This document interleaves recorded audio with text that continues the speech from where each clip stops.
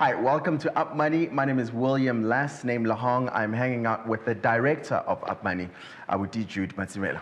What mine, Ogren? Right, Nantake. I'm good, man. I'm very curious. What is Up Money? First of all, William, thank you for affording us the opportunity to have this conversation and come out and show everyone that we are people, we are real, we are not a ghost. Coming to your question, Up Money is a stock fail.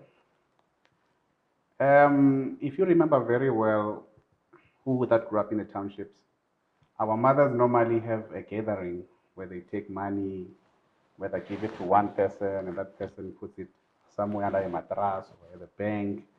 And when that money accumulates to a certain amount, maybe at the end of the year, then they would take the money and split it and or buy groceries or whatsoever. That's basically what the premise of Up Money is based on. We have taken that thing that our mothers were getting groceries only once off at the end of the year and have turned it so that they can have the same benefit on a month-to-month basis. Where, William, times are hard. There's a pandemic, there's so many things, so many people are out of their jobs. People need something sustainable that they benefit from each other. So that is what Up Money is in a nutshell. Okay, so obviously you've just mentioned the pandemic, and a lot of people, a lot of households in South Africa are all wondering, what am I going to do 6 months from now should things go really, really bad? And I imagine Up Money has a solution or answers that question. Indeed. William, you see, the amount we put on our stokvel was not an amount we thumbs-upped.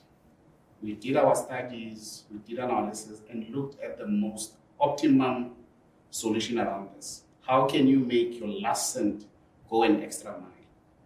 We designed this thing with our incentive program that small 180 that you're popping out, you should get the best out of it. And if you can see within our studies, what we are doing is that instead of one big corporate taking all the profits, we take those profits and split them equally to our people so that we benefit from each other, not just one corporate benefiting from all of us. So you've just mentioned the 180 Rand. What's that for? Thank you for that question. I believe that's a question that most of our clients also have. And it's important that we bring clarity to that. So, for example, from the 180, the initial 180 that you pay, we take 70 rands as a registration fee to the company for admin purposes. And then there is 100 rands that covers you for 5 days. That's why we are called 20 rands a day stock fair. Then obviously the remaining 10 rands would cover the bank charges, just to make this whole thing sustainable. And what is important for people to understand is that, like we call ourselves a 20 rands a day stock fair, we are an ecosystem that depends on the members constantly feeding it. And we want to make it as affordable as possible. I mean, who can afford 20 rands a day? And when you add up that 20 rands a day, for example, at the end of the month, it's about 400 rands. Not bad. And from that, with what we have with our suppliers, we are able to then get you a nice package of groceries, just to cover the basics. That is the gist of the matter. I like that. So it's not a pyramid scheme like a lot of people have been claiming on Not at social all. media. Yeah, it's very easy to confuse us with the pyramid scheme because we say invite someone, bring 5 people. This is not that at all. This is an ecosystem, like I say. Pyramid schemes thrive in the premise of you give us one money, we take 20 people's monies, give it to one guy, and there isn't a consistent feeding of the system. In that way, the system is bound to collapse. We do not want to associate ourselves with any of that. We are here for the long term. We are here to build a legacy for us, for our children, and for our children's children. For that, we need to run a healthy economy amongst ourselves where we leverage from each other.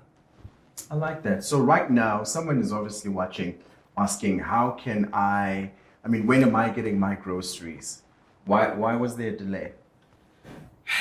William, that's a very sensitive question. And the story behind is this. About a month ago, I think beginning of May, this is now 3 months in operations, we received a letter from the bank. I received a letter in my personal capacity, number one.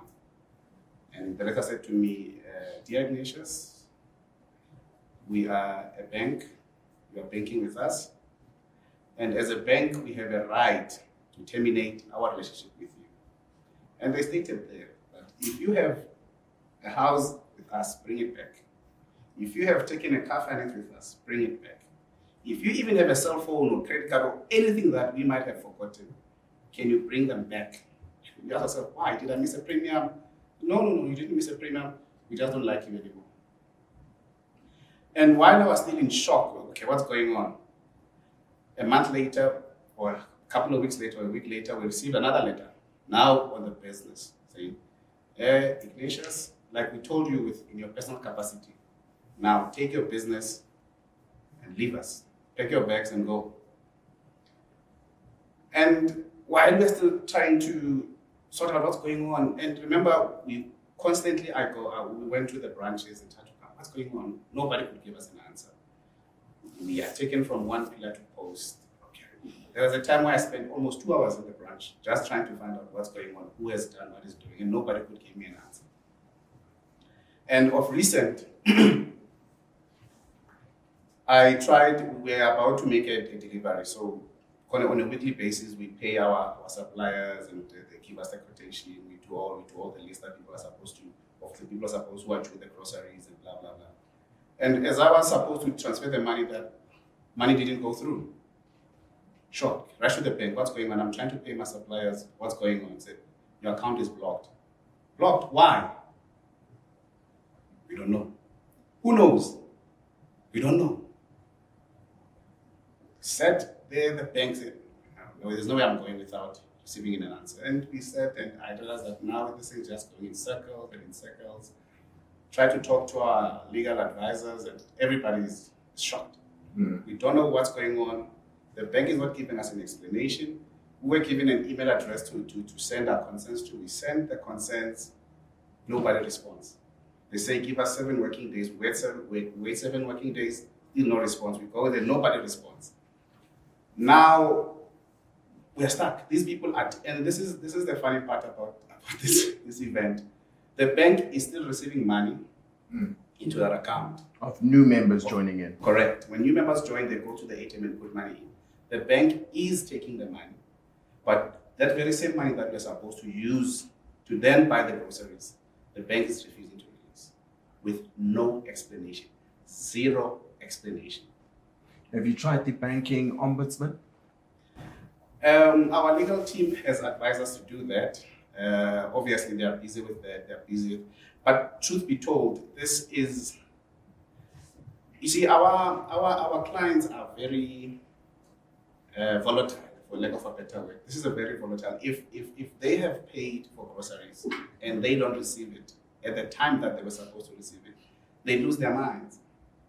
So just 1 week of not delivering has a huge negative impact on our business. I imagine there's a backlog right now.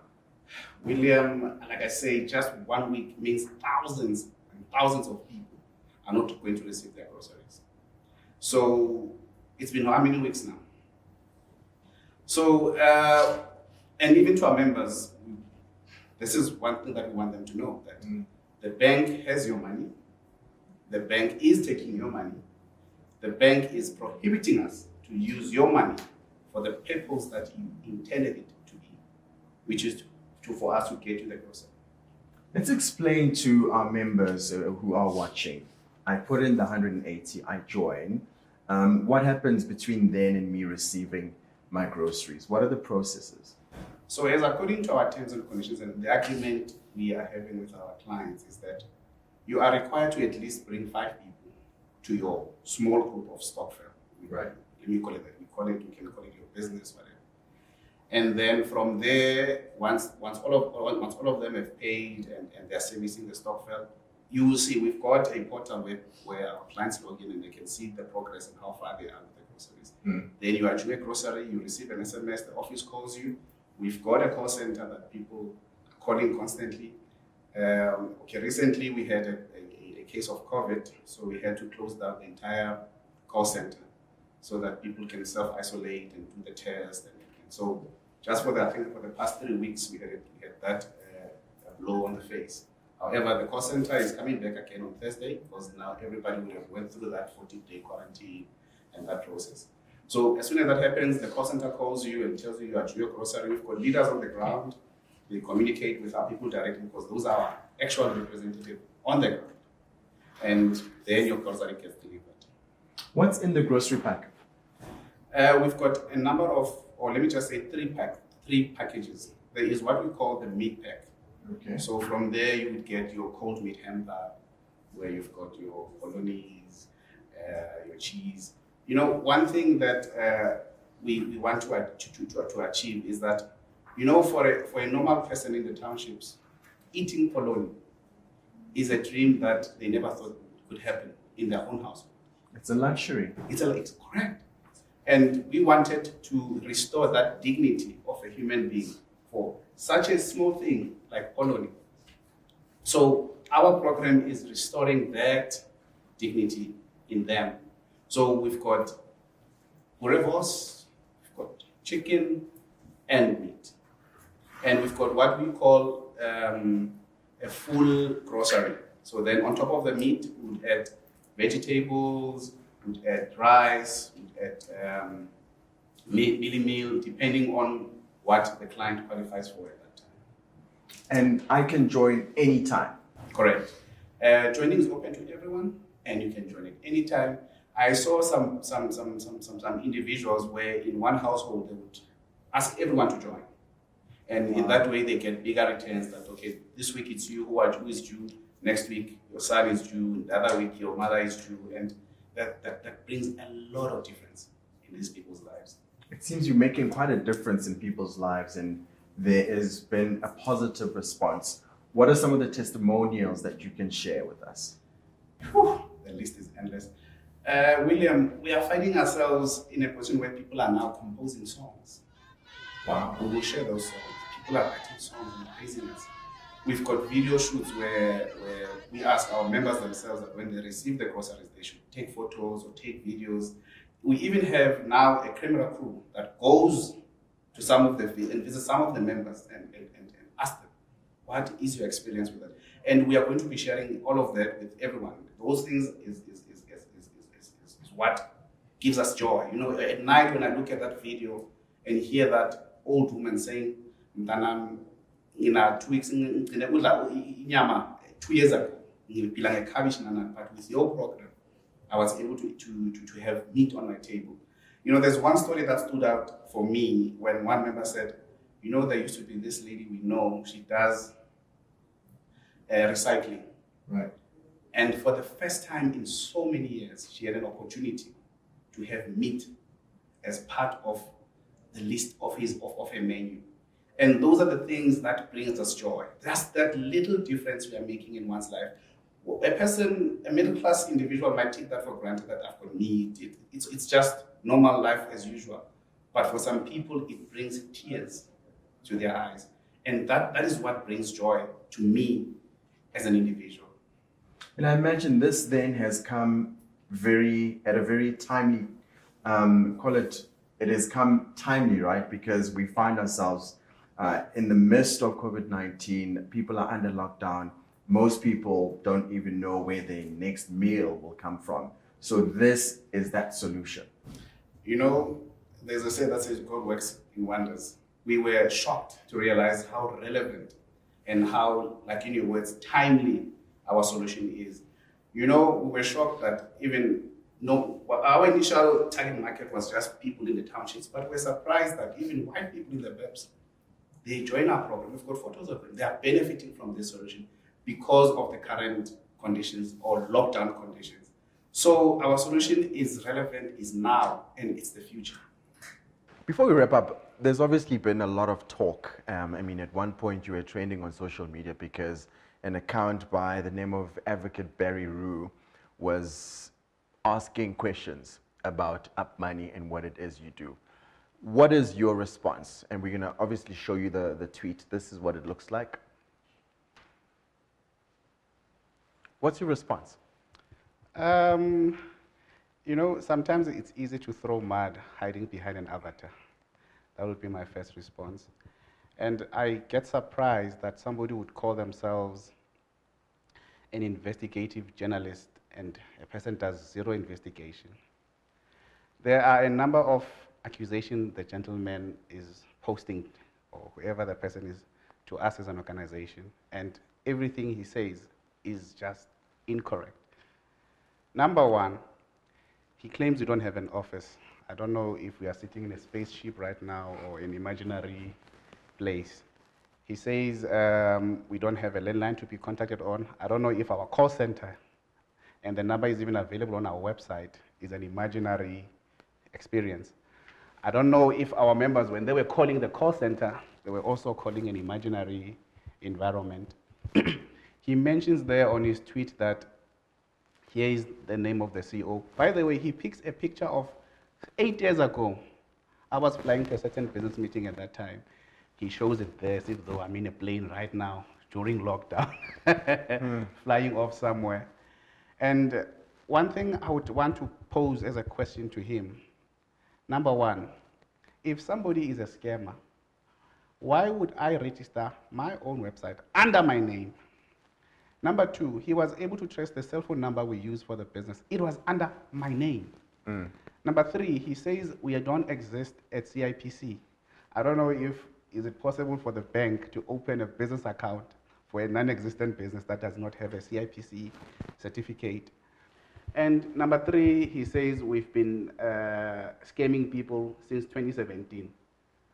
I don't know, how do you scam people for 3 years and they just keep coming? You scam them, they just keep coming, they just keep coming. So it is clear that whoever it is has an agenda that we don't know. It could be that the same attackers are attacking us via him. We don't know. We don't want to speculate on that.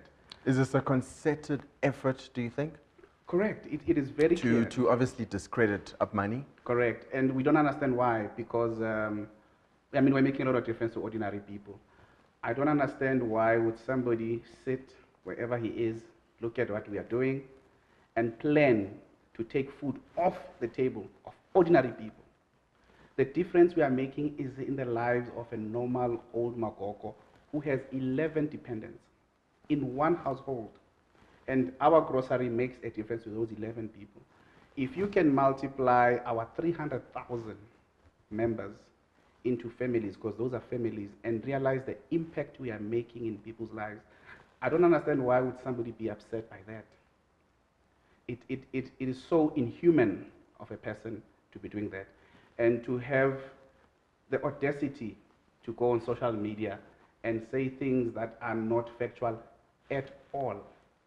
We've started operating this year, and our bank statement even says that the business was registered in 2017, but it was not operational.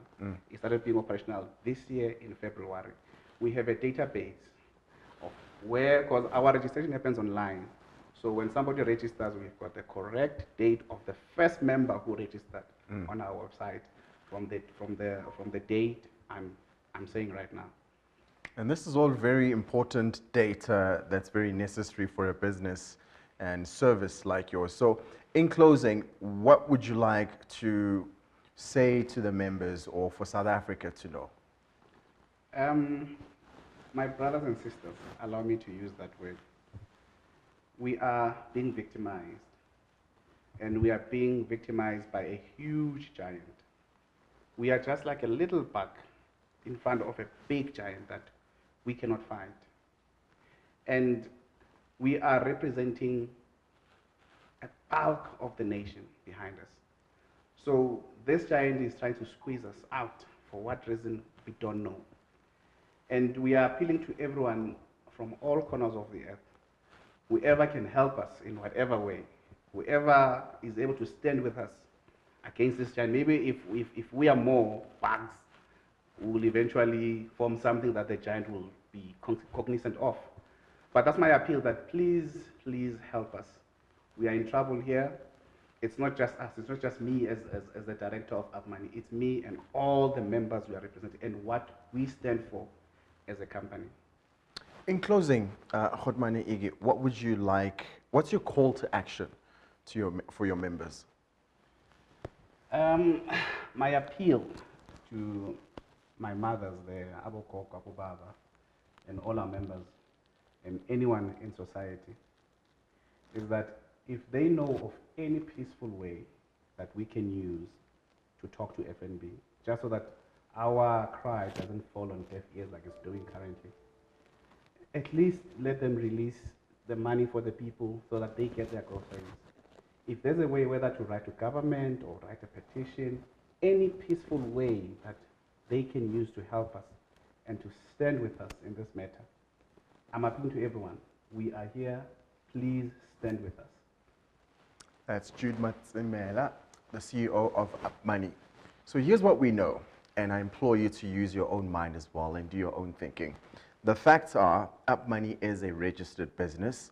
It is available on the CIPRO website. The details are there if you go and look. There is a call center that you can call with your grievances, with your complaints, everything that you are currently going through and experiencing right now. They are ready to answer your question. So what is the problem in as far as the concerted effort, seemingly, as we've just heard Mr. Matsimela say, from forces? Some we know, some we don't know. Why is this happening right now? I implore you to use your own mind and your own judgment, as it were, as you are really just interrogating this, and we'll keep our eyes peeled to see what happens next.